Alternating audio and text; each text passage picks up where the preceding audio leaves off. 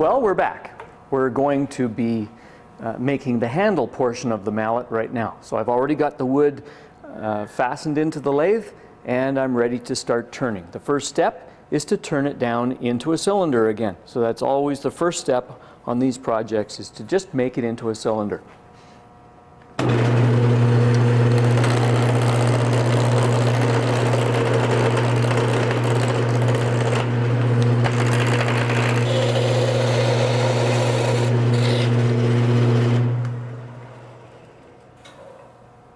So there I have a reasonably decent cylinder. Now, of course, it's way larger than I really want, but at least it's a circle. So you can see where I'm heading here is to get something that allows me to have a handle. This end on the lathe, when you make the handle, this end must be the end that is going to end up being fastened into the head. This end on the lathe must be the end that ends up being the oval. There's no way that we can manufacture this unless you think of it in that direction. So this is the end I'm going to end up holding on to, and this is the end where the head is going to be fastened. At this end, I need it a lot smaller because it's got to go into a hole which will be drilled into the head that we made. The hole that we're going to drill today is going to be 3/4 of an inch, and we're going to use a Forstner bit in order to drill this 3/4 of an inch hole. So I need to get a section of the wood at this end down to 3/4 of an inch in diameter. So I'm going to do a lot more shaping here just for a few seconds, just to get this section down a lot smaller. I do not want to get near the end. I can leave this alone. From here on, don't even touch it, because if I do too much cutting out here, it's going to chip and fall apart, and the spur bit is going to fall out. So from there to about here is where I'm going to worry about making it really small. Out here is going to be the shape of the handle, and my handle will probably end right about there. So I don't care too much about the last 1.5 inches or so at each end. So here we go again.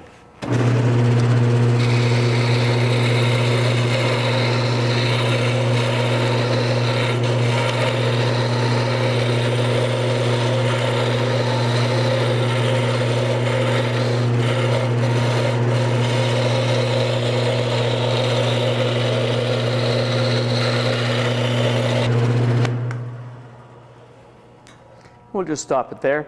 So I'm getting a general shape of a handle. So a handle usually has some big bump in it up here, and a smaller section where you can hang on to it, and then maybe a wee bit bigger at the tail end of the handle, and then it gets rounded off. So down here it's the important part, and I'm aiming to make this exactly 3/4 of an inch. So what I'm going to use is I'm going to use my calipers. And I have my calipers here, and these special calipers, they move in and out, and I can set them to whatever distance I want. Take your measuring tool, so I've got my tri-square again here, and I'm going to adjust this so that it is exactly 3/4 of an inch.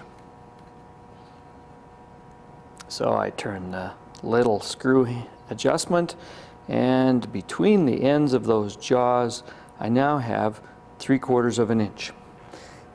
And I take the calipers and I measure.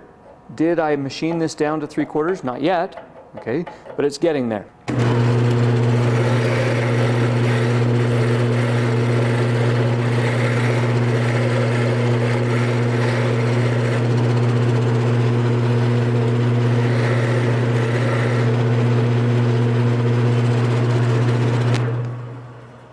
Now what I have found is that already the tool fits fairly easily over this very extreme end. That's good. And it does not fit up further. I cannot get it to fall down up further. And that is exactly what I want. I want a little bit of a taper, starting at the smallest at this end and getting a wee bit larger, because I really don't know if I'm making this exactly 3/4 of an inch. So when I drill into the head of the mallet, I want it so that when I put a little bit of glue in here and I give it a couple of taps, it actually gets tighter into the hole. If you made it the same all the way along or too loose, it would flop and rattle around and you'd have a hard time trying to figure out how to make it tight. But if you put a little bit of a taper on there, we're going to make sure that it's tight no matter what.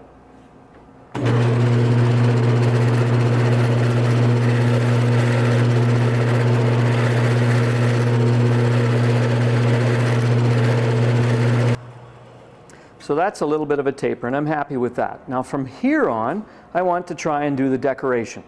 So I've got a little bit of a bump there, and it just doesn't look quite right. So I'll fix that up a little bit, and then I'll smoothen this out a little bit with my lathe tool, and I'll probably make this a little bit smaller, and then I'm going to start rounding the end of the handle. So far I haven't got any oval shape yet. I've just got a round handle. The oval comes later. I need to move my tool rest a little closer. It's getting a little far away because I've removed a lot of the material. Tighten this up so it doesn't move around on me, and I'm going to check my lathe, my tailstock here again, just to be sure that it's snug so it's not rattling around on me. Okay.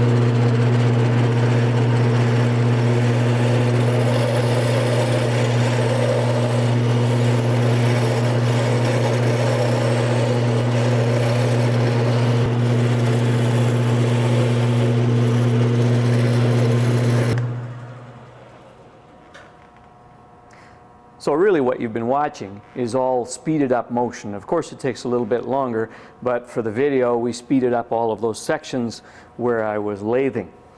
So I've got a nice little bump there, a decent shape of a handle. That's where I'm going to grab it, and I need to go back to some other tool that allows me to cut around the back end of this handle. So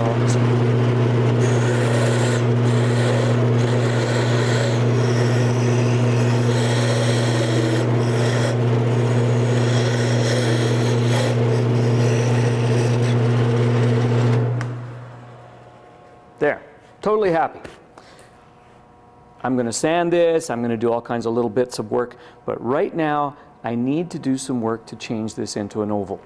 I want you to loosen off the tailstock, and we can just tip the tail end of the handle out a little bit. So you can see that on the camera, and I'm going to take my pencil and I'll just put a little mark here to show you where we're going to do some movement. Off to the side, there's the original center. Off to the side, I'm going to put a line, it looks like about half a centimeter away from the original center, and I'll put another one on the other side. So my line is at least far enough away so that when I fasten it back into the tailstock of the lathe, in this position where my marks are, it doesn't fall back into the original hole. So it's got to be far enough away so it doesn't fall back in. So there, I'm tilting it back in, and I tighten up my lathe on that mark. Snug this up so it's not moving, and you can see now that it moves in and out. Now my tool rest is too close. If I would have started this up, I probably would have broken something. So I'm going to back my tool rest off a little bit. Always check your project by hand first to make sure that it's not interfering in any way. So there, I've got this perfect, and I'll start it up, and you're going to see that it's going to wobble quite a bit.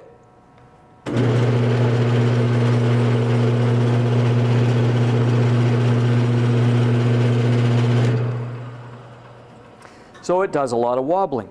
So now when I take a tool, and I need a tool that fell to the floor here. There we go. So if I take my large or small round nose tool and I do a little bit of cutting, it's only going to touch where it's sticking out the furthest. And that's exactly what I want. So I'm going to do a little bit of cutting from about right here. Maybe I'll go to about right there. Probably no further, down to the end of where I've got my handle. And I'm going to remove a little bit. Probably a couple of millimeters. Maybe that's about all. So you'll see what I'm doing here.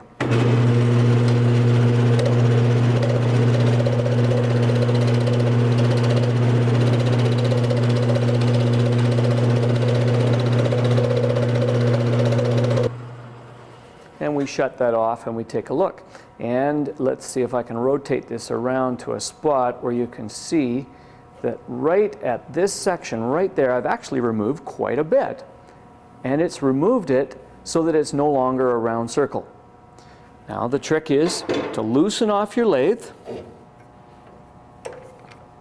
move it to the other side where you had the other mark, and fasten it into the lathe, snug it all up, and go back and remove exactly the same amount that you removed from the first side. Check to be sure nothing's hitting, and there we go.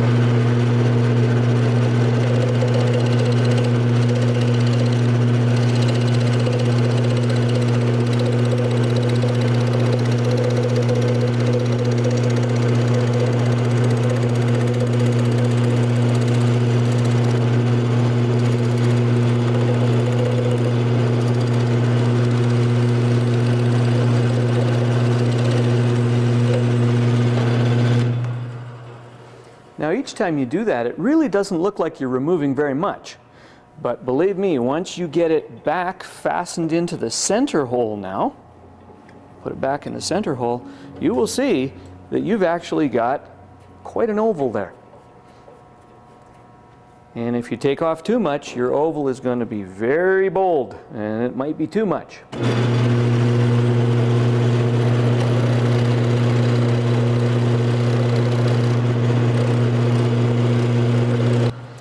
There we go. And the rest of the work that I'm going to do should be done with sandpaper. The only requirement in this assignment is that you do have burn marks in the head. If you want to put them in the handle, that's okay.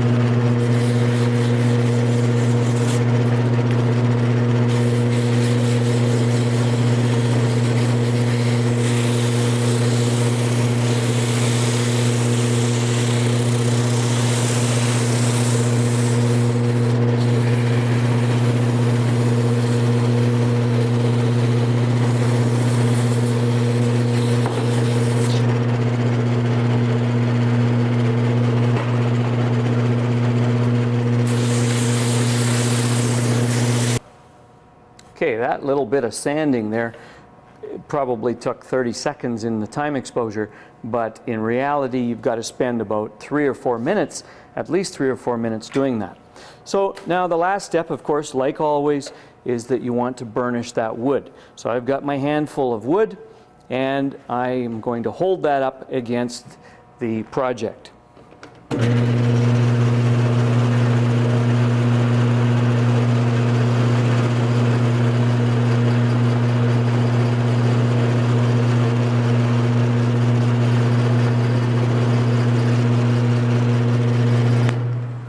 Now, of course, you want to make sure that you've got enough sawdust in your hand so that you're not pressing the skin up against the wood, because your skin is going to give up a lot quicker than that sawdust.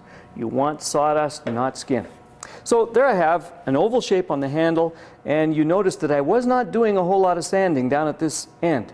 It is pretty close to exactly what I want it to be, and I don't want to make it too much smaller. It's got that little bit of a taper. It starts off at 3/4 of an inch and maybe gets a little bit bigger. But the rest of the handle is kind of up to you. You decide what kind of a shape you want. So we'll take that out and we'll do some other trimming in a second.